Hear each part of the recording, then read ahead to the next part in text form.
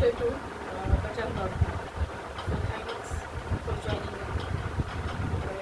आगे बढ़ते हैं। साम्राज्य का प्रशासन। शासन किस प्रकार संगठित था इसके बारे में बताते हैं। किसानों की बस्तियां जो उर कहलाती थी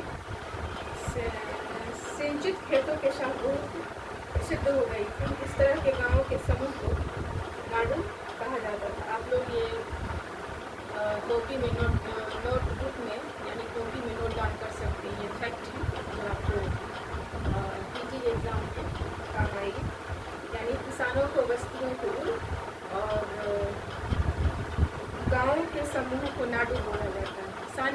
किसानों की बस्तियों को और गांव में जो समूह होते थे उसे नाडु बोला जाता है। ग्राम परिषद और नाडु न्याय करने और कर वसूलने जैसे प्रशासकीय कार्य करते थे। यानी जो नाडु होते थे, जो गांव के समूह होते थे, वो न्याय करने और कर वसूलने का काम करते थे। धनी किसानों को केंद्रीय चोल सरकार की देखरेख में नाडु के कामकाज में अच्छा खासा नियंत्रण हासिल।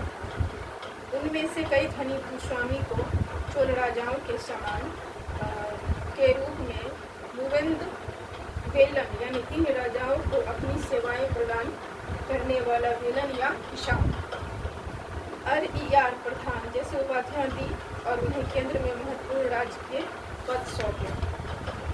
और ब्राह्मण को समय समय पर भूमि अनुदान या ब्रह्मदेव प्राप्त होता था।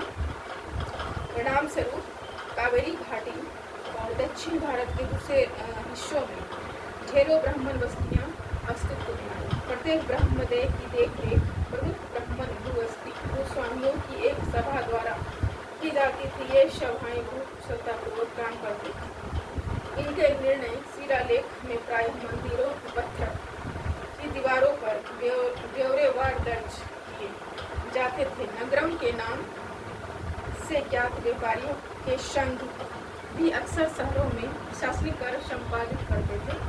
और तमिलनाडु के चिंगलपुट जिले के उत्तर मेरू से प्राप्त अभिलेखों में इस बात का सविस्तार वर्णन है कि ब्राह्मणों का सभा का गठन कैसा था। सिंचाई के कामकाज, बाढ़, बगीचों, मंदिरों इत्यादि देखरेख की सभा में विभिन्न समितियां होती थी। इनमें सदस्यता के लिए जो लोग योग्य होते थे उनके नाम तालपत्र पे छोटे-छोटे किसी छोटे लड़के को तालपत्र के छोटे चिट्ठों पर लिखे जाते थे और मिट्टी के बर्तन में रख दिए जाते थे। और किसी छोटे लड़के को हर समिति के लिए एक के बाद एक टिकट निकालने के लिए कहा जाता था।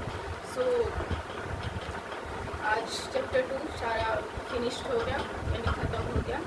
और नेक्स्ट क्लास में चैप्टर 2 का क्वेश्चन आंसर लेके आऊँगी। तब तक के